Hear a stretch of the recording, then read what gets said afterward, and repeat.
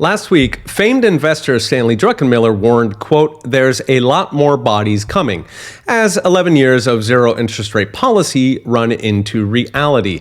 As he put it, quote, "When you have free money, people do stupid things. When you have free money for 11 years, people do really stupid things." The really stupid things in question are some of what I've talked about these past few videos: crap companies and major real estate projects that only made sense when investment money was essentially free. Meaning we are now seeing a mass extinction now that money is very much not free thanks to the Fed rate hikes. In fact, the prime rate, that's the interest rate offered to the very best companies, is currently running 8.25%. That is up from 3.25% for most of the past 15 years. In other words, we have an economy that has grown into cheap money, and that cheap money is over. All with the added bonus that many of America's cities, so 85% of Americans live in cities or suburbs, are so badly run between crime, quality of life, and regulatory and tax harassment that companies are either fleeing or they are closing up shop altogether.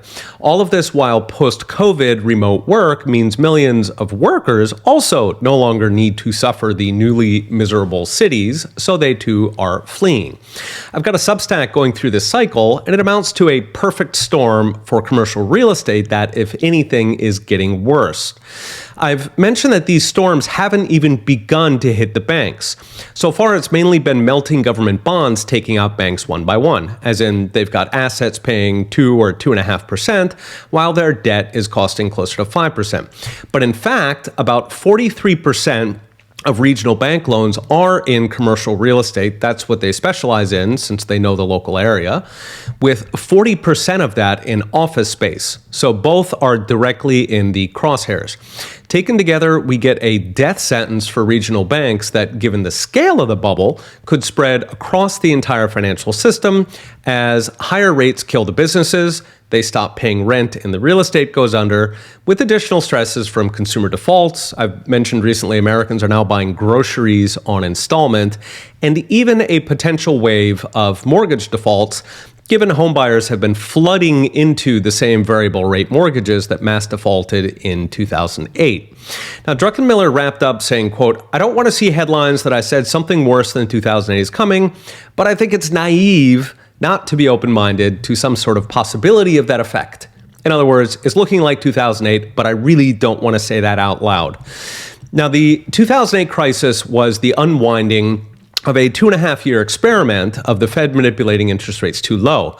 In fact, rates averaged 1.25%. That inflated an asset and bad credit bubble that, when it popped, nearly took down the entire financial system. What we're facing today is on a whole nother scale. We're looking at 11 years of rates that averaged 0.1%, which inflated a bubble that, when it did pop together with the COVID lockdowns, they poured another couple of years zero interest rates on top of it. Industrial scale gasoline on the fire.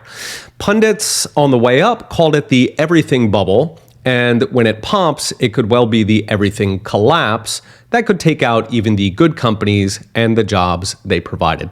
Okay, we'll be watching. See you next time.